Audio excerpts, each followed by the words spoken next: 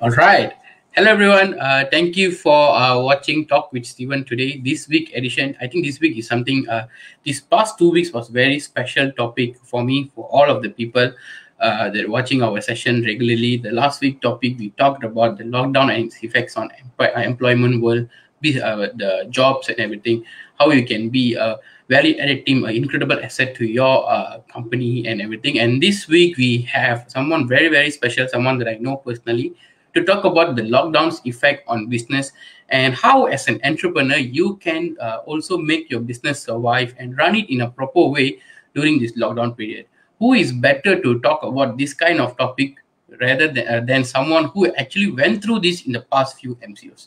So we're going to invite him very shortly to our session at 1 o'clock sharp. We have 3 more minutes. Thank you for joining us. I just want to ask you guys some questions. How is everybody doing? Are you guys okay? How is your business doing? And if you are not okay, please do ask help. You can ask help from me, ask help from EJ, or the people that you know. Just do ask help so that they can come and help you out in whatever way that they can. In this time, the hashtag kita jaga kita, we need to do that to every single one of them that we know so that we can survive and everything. So before we start our session, I would like to thank our co-organizers today. We have two co-organizers, which is ET Ideas. ET Ideas is a social business incubator where we focus on developing entrepreneurs who can step out of the system and solve world problems. We work with the entrepreneurs on if they already have a business, we work with them on how they can develop it into the next level by building a team, find out what they actually want, and find out the little ideas and grow it organically. And also we do have programs that we are running, all kind of things and everything. And we do have a short video while we are waiting for 1 o'clock about ET Ideas. Let's just watch the video, then we can invite our guest speaker in today. So here comes the video.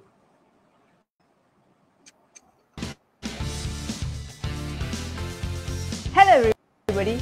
I know you've been hearing about us in all your social media platforms and from your friends too. Everywhere it's like ET Ideas, ET Ideas, ET Ideas. So, what is ET Ideas? ET Ideas is a social business incubator platform that looks at developing entrepreneurs to step out of the system and solve world problems at its root cause collectively and selflessly. And what do we mean by that? Let us break it down for you. Developing entrepreneurs. Here at ET Ideas, we develop individuals who dare to follow their heart, look for the things they are passionate about and turn that into sustainable business or career. Step out of the system. The system is the conventional way of thinking. 90% of an average person's daily decisions are made by their senses and habitual patterns. You see or hear something that triggers your emotions. Without thinking, fully taken over by your senses, you react. And that is why you create the reality that you are in, whatever that might be. Here is where we choose to differ. We get the individuals that we work with to step out of the conventional system, start thinking and responding to the triggers and obstacles around them. This eventually changes the reality they create and start getting them to be happier, healthier and wealthier. One individual at a time. This domino effect starts from one person to a family, and then to a community, and eventually to a country, and then the whole world. Can you imagine living in a world like that? We definitely do. Solve world problems. As much as we imagine this world being a happier place, but the reality we live in right now is heartbreaking and it requires fixing. But who's going to fix this? You? Me? I've tried campaigning, treating others equally, reducing the usage of plastic and many more, but nothing works because we are still treating the effect and not the root cause. At its root cause. The root cause is quite simple. We create world problems such as global warming, income inequality, poverty, and such simply due to the way we are taught to think and react to scenario. Competitions, ego, greed, fear of not having enough, hoarding resources, and so much more. But if we can get people to break past this limiting belief, instill the value of love, compassion, collaborations, harmonious growth, and cultivate the ability to set and achieve goals holistically, then the world will be a much better place. ET Ideas works very closely with the nationwide youth movement Ascendance that looks into building the future for the youngsters all over the world. And Ascendance looks into identifying these youngsters who have the potential to solve world problems, and ET Ideas comes back to contribute in terms of its platform and the resources so that these youngsters can turn their solutions into a reality. Collectively and selflessly. The goal is much bigger than you and me. We understand and realize one must share the resources we have and use it for the betterment of mankind. And this could be only done if we act collectively and selflessly. ET Ideas has come a long way since it was founded back in 2008. It was founded by Ilango Thiagu, a serial entrepreneur and a visionary who kickstarted this movement. After developing ET Ideas to the huge social business incubator it is right now, Ilango Thiagu retired in 2017 and handed over the leadership of ET Ideas to the younger generation, who are equally passionate about expanding his vision. Today, ET Ideas consists of 32 successful companies from various industries such as website development, marketing, travel and tourism, finance, culture shaping, arts and so much more. All of these companies are committed towards realizing the ET Ideas vision. So there you go. That's what ET Ideas is. Hello guys, welcome back. Sorry for the very long video, but I think it's a nice video that explains what is ET Ideas about. Thank you ET Ideas. A quick shout out for sponsoring this event, for being co-organizer also, and also we have been another co-organizer who is PMDK. PMDK is an NGO that works very closely with the nationwide youth movement Ascendance that provide a platform for other people as well. So you can follow ET Ideas and in Facebook, Instagram, and also PMDK in also in FB and Instagram as well. So I think you guys are here to listen to our star of the day today. So without any further ado, let's welcome EJ Yap, the founder of Swimming 12, to the stage. And I personally very honored to feature him in my show because I always follow him, and the way he handled his business, I was so inspired. And I personally do marketing and sales, and when other people, when I talk to, they are struggling in their business and everything, I say go at EJ Yap in Facebook and see what is he doing. If your business is closed down completely, his business also closed down. Go and see what is he doing. That's how inspiring he is. So let's welcome EJ. Hello. EJ. Yes. How are you, EJ?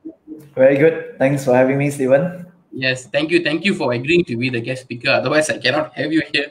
So thank you. And we have a lot of people joining in today, and you have also thanked someone who is joining all the way from Hong Kong. Oh my God. Yes. Yes. Yes. Thank you very much for joining, EJ. There's already a lot of people saying, hey, EJ, hi, and everyone. So thank you for being in the show. So let's get started. Before we start, you want to say anything to our audience who are watching right now? Oh, hi, Swimming 12 family and our swimming industry. Thanks for tuning in. I hope you're able to benefit from this session, either for your currently or probably prepare yourself for the future or your future business as well. Okay. I do have a lot of questions to ask you, and when I put out the RSVP form, also our audience also have a lot of questions. So I will try to take in as many questions as possible in the limited time that we have. Audience, if you're watching, please do ask your question regarding how to handle your business as well. EJ will do his best to answer it and everything. Also do share the session.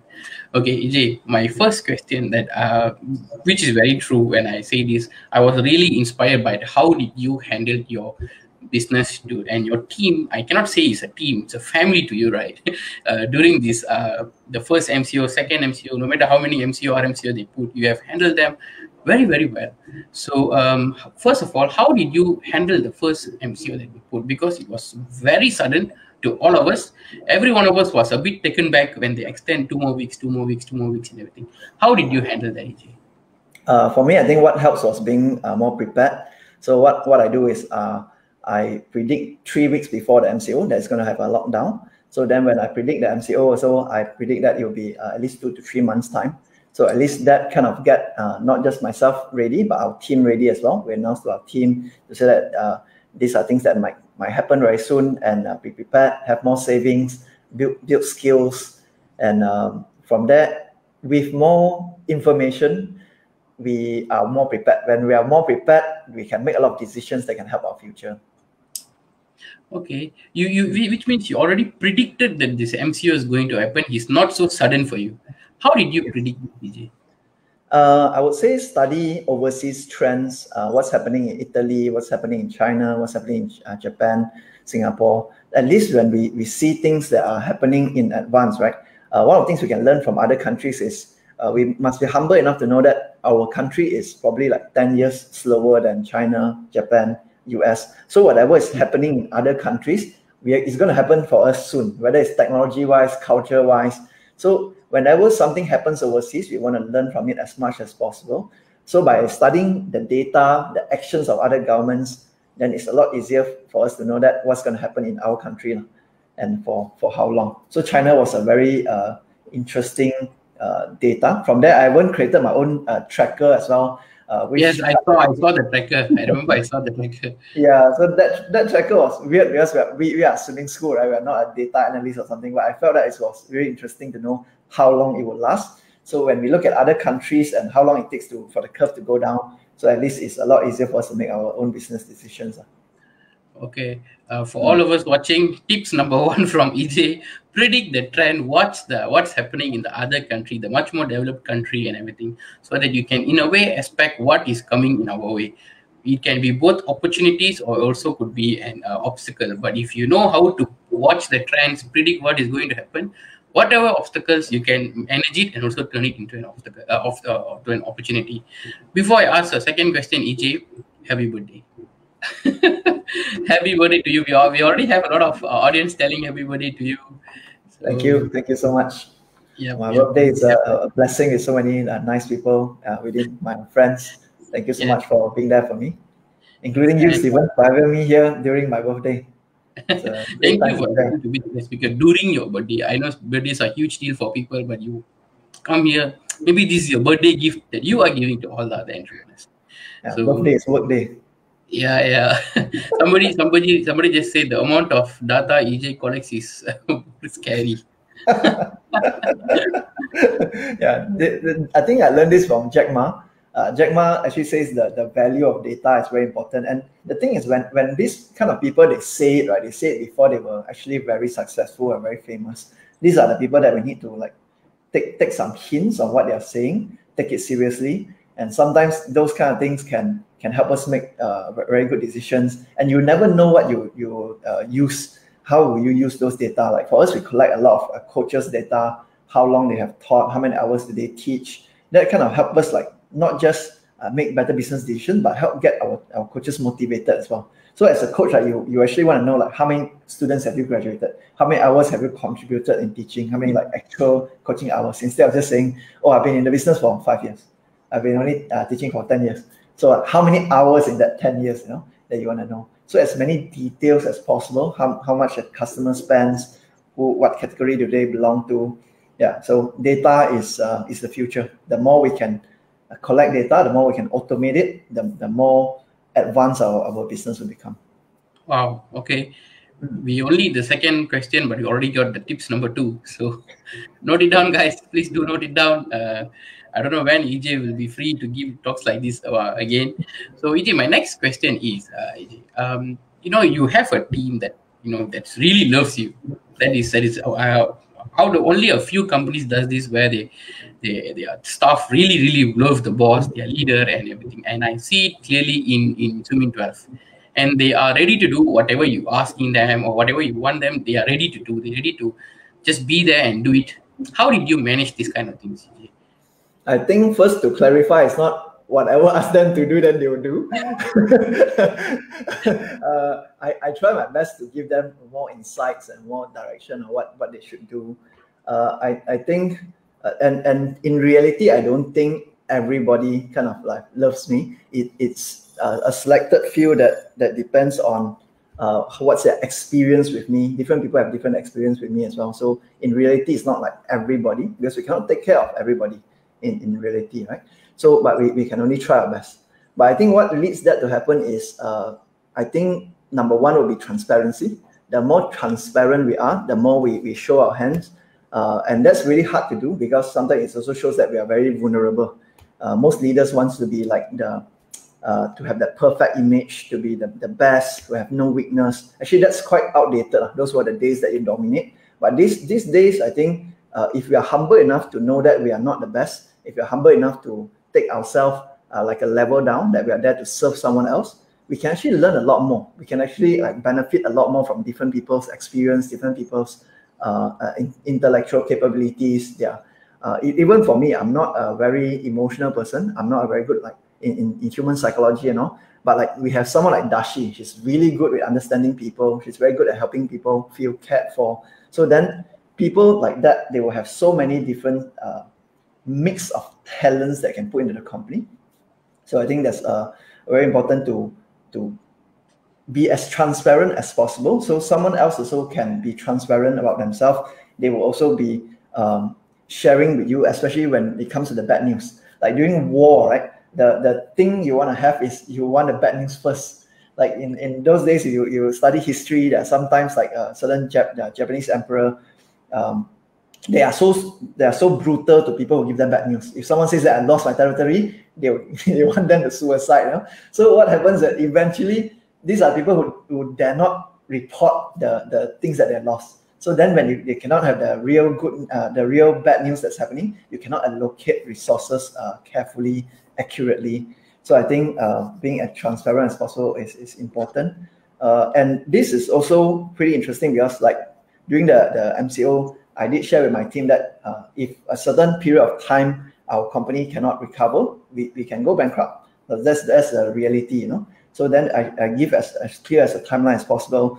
Of course, there's a lot of team members who said that shouldn't be done that way because a lot of people will be scared. A lot of people will start to leave the company because it's not secure. But to me, it's okay. When people leave the company, it doesn't mean that the person is bad. It's just that the person needs more security, have more obligations to take care of. So that's normal. And it's better that someone leaves early rather than hanging around and suffering for a long time.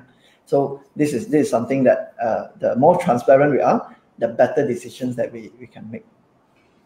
Very nice.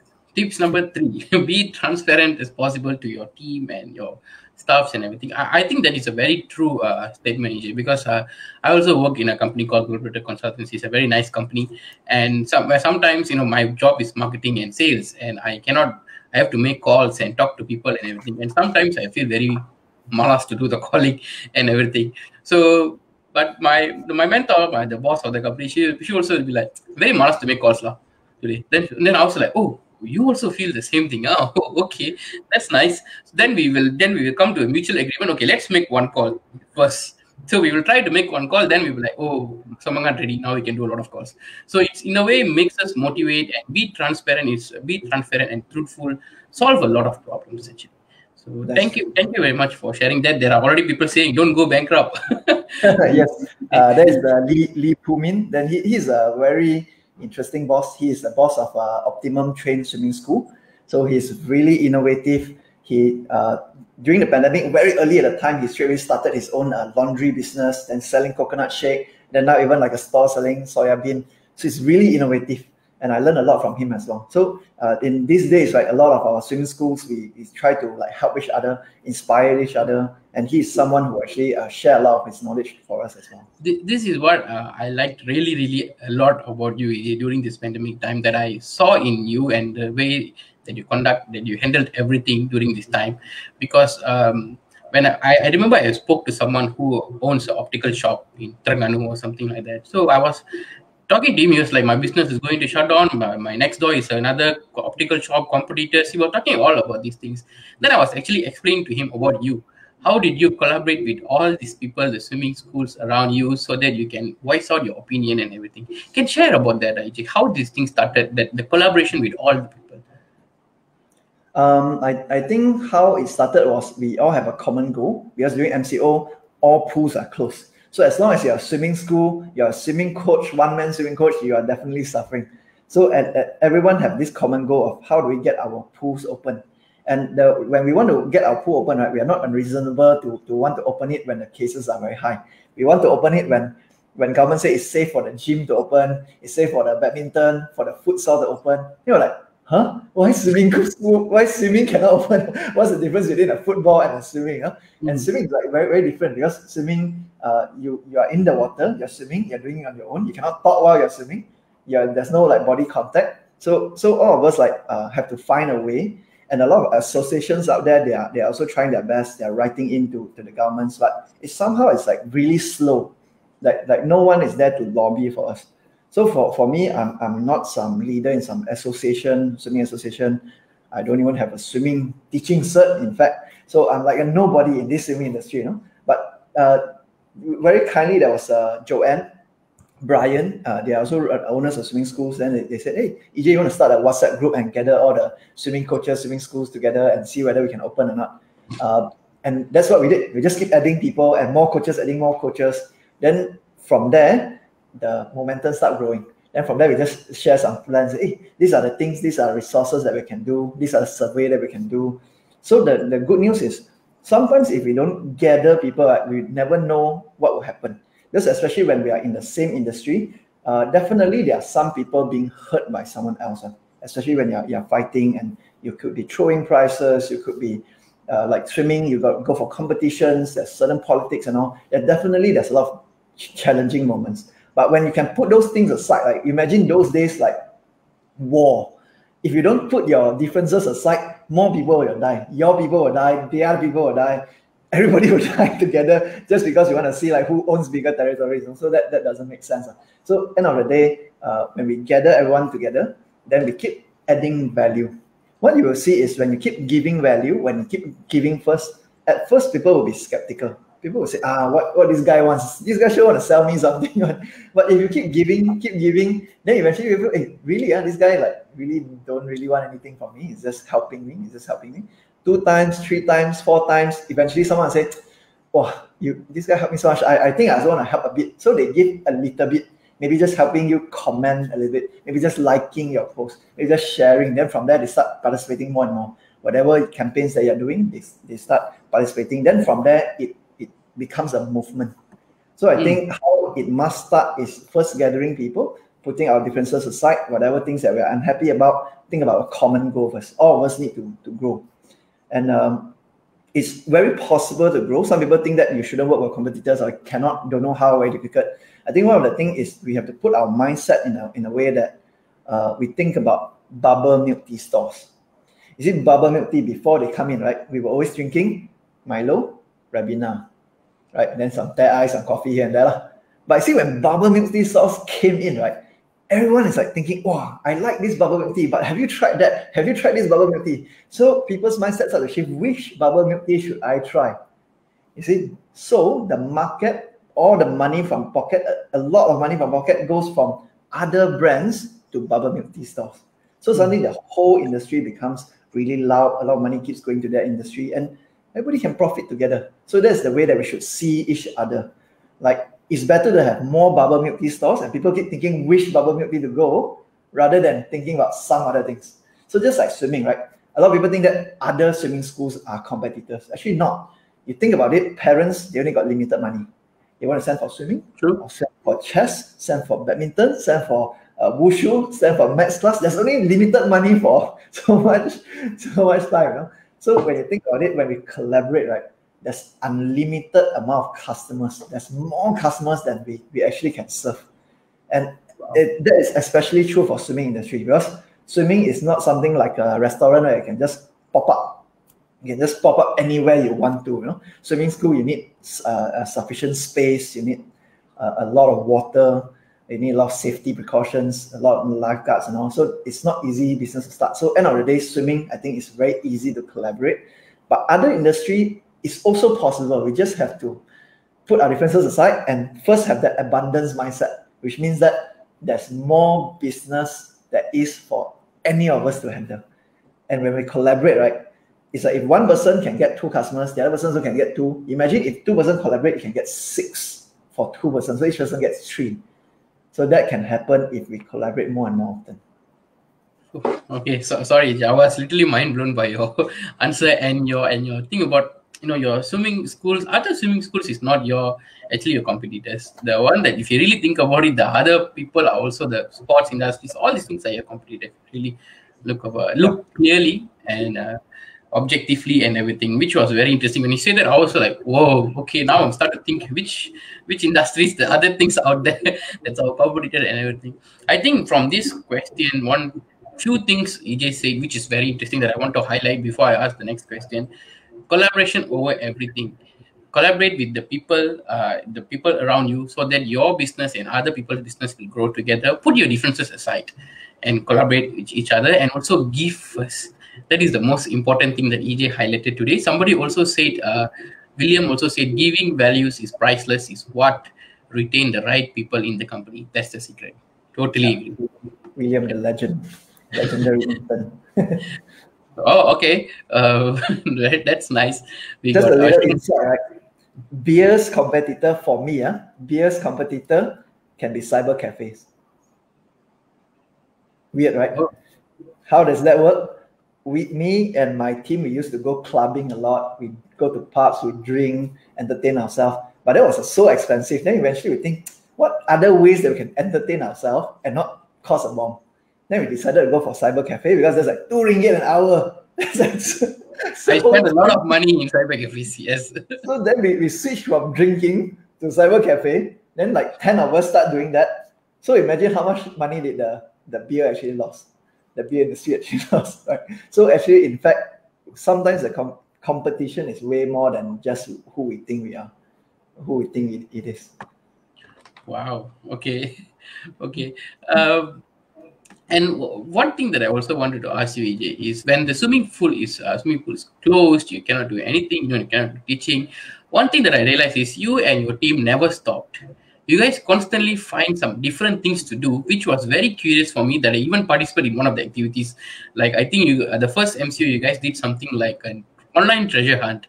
I love treasure hunt. I went to a lot of treasure hunt, but I never saw anybody organize an online treasure hunt. And I participated with my housemates in my house. It's so fun. I was like literally going and finding all this stuff in the road, Google Maps and everything. It was so good. And then you guys also have all kind of activities, like this is the reason one that you guys are doing, explore swimming virtually. And then this one was the reason one, animal fiesta. And then this is very funny and curious, swimming 12 showdowns. How did you come up with all these ideas? How did these ideas all come about, EJ? I think first of all, we were thinking that when the pool is closed, realistically, people's attention will start to shift. And if the MCO is gonna happen for 2 or 3 months, right? What happens is people will slowly forget about swimming.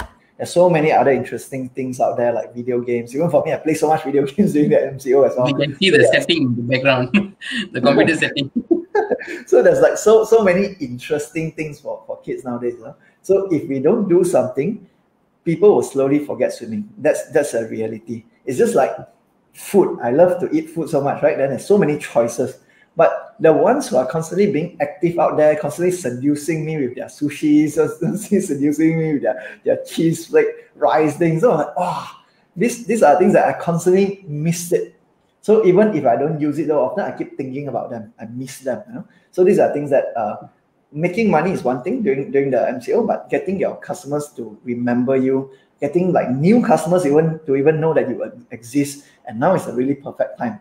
Just like now, let's say I'm talking to you. You have so many other friends that's in your circle that I may not know as well. So someone within your friends will get to know me. Then we'll, EJ is doing swimming. Interesting. Then from there, someone gets curious. So the more active we are, the more chances we are of getting like new customers and retaining old ones as well. Very, very interesting. Another tips, guys. One of the important tips that EJ said today: make yourself active, even though your business is completely shut down. Do something so that people can constantly know your name, know your company and everything, so that when everything lifts up, the opportunity will run to you, comes to you and everything. EJ, we have a question from an audience. I think I write it down. Maybe I can add on one more thing to previously that thought, because a lot of people think that they're not go online and they're not do things that you guys are doing. One of the things is fear. A lot of us are fearful of things that we're not good at, especially the higher your reputation is, the higher you procrastinate. Because if you need this to be more perfect, or look at this guy's video, look at the way this guy talk, you gotta know many of these people who are going online, like including me, right? Like for me, I've never done live before MCO. So only MCO was the first time I never thought about live. Yeah, so and that was a huge fear for me. And this is really important, that sometimes when we have a reputation to keep, right, we are afraid of doing things that are not so good. But know that in these times of moving so fast, if you keep idle, if you don't move, if you still continue having fear, the chances of people forgetting you is a lot higher. So it's better that you start something that's not so good and think of that as like day one of something that you want to build. Like, for example, I wanted to get healthy, so I post my day one of my like fat picture, So then I was like, wow, so brave for you to post that. So to me, it's like there's nothing to lose. If you put that something bad on day one, then day two is going to get better. Day 7 is going to get even better. Day 21 is like, wow, how this guy evolved so fast, People only remember your future. They won't remember your previous poor image or poor results. So as long as we are constantly evolving, getting better, the past doesn't really matter. So just go all out, put yourself out there, be as active as you can online. Very nice, EJ. I'm personally enjoying this session. If I was the audience, I will have tons of questions. Audience already have questions for you that we put in the RSVP form. A lot of people already asked the question.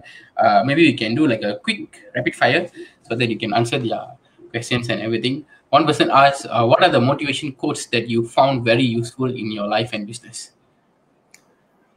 Motivational quotes. Oh, so many. So many. Every day you keep looking at many different things. I think motivational quotes should be used in a way where you go to as many quotes as possible that to help you, because there are different quotes can help you in different part of life, and sometimes the same quote can mean something different during different time as well. So I think it's important to constantly look out for quotes. For me, I don't have a particular quote I remember, but there's a particular person that I remember. His name is Marcus Aurelius. So he's like one of the last good emperor of Rome. So being an emperor means like you are the government, you're a king. And whenever you are the government, you are the person who people look up to, you make a lot of tough decisions. There's a lot of people below you who wants to take your place, who wants to betray you. There's a lot of people who depend on you for your livelihood, for your decisions. So it's a not easy position to be in. So he shares a lot. I think he shares this philosophy called the Stoic philosophy. It's something that you can Google, a Stoic philosophy. So these are the people who learn how to have a resilient mind, how to build a strong habit like journaling, like meditations. So these are the things that can help leaders like that go through such difficult time. Because during his time, he also go through a pandemic as well. So it's something very, very similar. Look out for this guy. If he can stay strong during those times, with very little technology, he can't go live and tell everybody what to do. So I think you can do a lot better with such mindsets, such person to learn from. Okay. Then if somebody asked, where do I find info on the online treasure hunt? Do you guys still do the online treasure hunt, EJ? Treasure hunt, those days when we did was with Pava. Pava, he does treasure hunt. So look for this guy called Pava, P-A-V-A. Just send me a message. I can forward you his contact. So he does treasure hunt very well. It's his specialty. He used to do it like physically. So we actually drive, look out for like signage, signboards, look for hints. So now he does it virtually with Google Maps. It's really cool. Then we saw our team building company called ATEC, run by Arthur. He's also amazing. He serves a lot of corporate companies doing virtual team building, from like making soap to getting magicians like Andrew Lee to entertain them. He brings speakers from India, connect people from Malaysia, from UK. So he's doing so well. He's making like 6 figures a month during this MCO. So ATEC was a project that we started from Swim in 12 to get our team members to experience how is it like to become a business owner. So today it becomes like a virtual team building company that's like doing so well. So check them out, my ATEC. Yeah, which is very nice. Is the people that your staff, your team members, you also provide them opportunities to explore other than just working here and everything. Give them an opportunity to learn and do a business and all this stuff. And because of that, I think I have opportunity to met Arthur last time, and I came into Swimming 12 and everything. He's a very nice entrepreneur. I think he's doing very well right now. I follow his posts and everything. So go follow him also, guys. He's a very nice guy. Yeah, yes, inspiration. EJ, we are almost at the end. I have one question which I asked you just now during our during when we did this now. You said you already predict the MCO is going to happen 3 weeks prior to the pandemic announced by the ministry and everything. What do you predict for the future in the business, for the business people out there? Will the things ever going to get normal, or what is your prediction? Defining normal is a pretty weird thing. So it will no longer be normal like the days that we used to do it. So it's sometimes it's like our parents say, oh, in my days, we used to do this, when not like you got this technology. So sometimes if we have that mentality, we keep thinking about the past, right? We don't think about the future. It's gonna be pretty troublesome for us. So what we need to be prepared for is, for me, I think there'll be another like MCO 4, MCO 5 along the way. So get ready for that. And every time when there's an MCO, it could be like 1.5 months to 2 months. That's something that kind of avoid, because there's many different stages in the pandemic. A normal pandemic it usually lasts like 20 years. Then eventually, as technology get better, then it drops down to 12 and 6 years. So it goes faster. It goes away faster. But then again, know that we also have different variants in the virus as well. So things can evolve.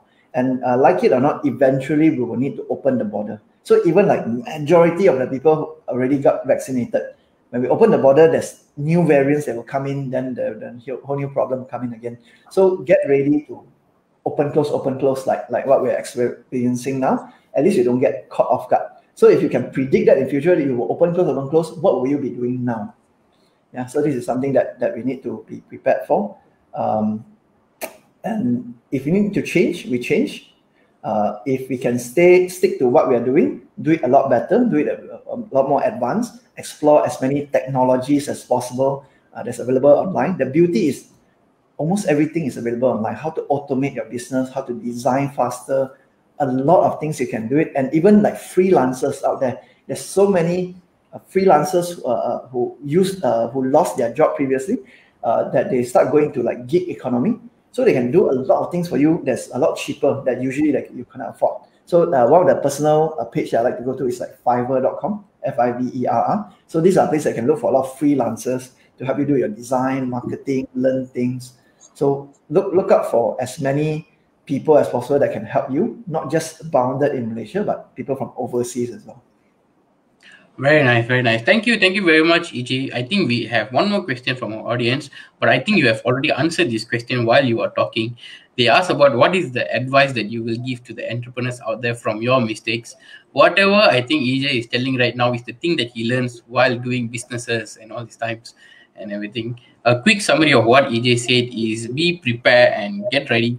Predict what's going to happen by looking at the countries outside and all these things, so that you already be prepared when things going wrong or something like that. You already prepared, whether it's opportunity or obstacle, you are prepared for it. And also he talked about data, where he collect data so that he can automate stuff, what is happening in his business and everything. Also be transparent, be as much as truthful to your employees, your staff, your team and everything, so that they also know you are another human being who also make mistakes and everything. And in a way it will, it will make the relationship much more stronger and everything. That's why some of his teams really love him and all. And you also say about put your differences aside, collaborate and give first to all the entrepreneurs out there. And also this is the perfect time for marketing, because not many people are doing it, and you can do a lot of things so that your name will keep appearing in people's feed, in Facebook, social media, and everywhere. And when they open the border and they open the business as usual, people will come to you. So thank you very much, EJ, for all this wisdom. I really enjoyed our live session today. And thank you, lovely audience, for joining and saying a lot of good things and wishing happy birthday for EJ and everything. Very nice sharing, EJ. Happy birthday. Enjoy the rest of the day. So thank you very much, guys. See you all next week with another interesting topic. Stay safe, stay sane, stay happy. Yes. See you guys.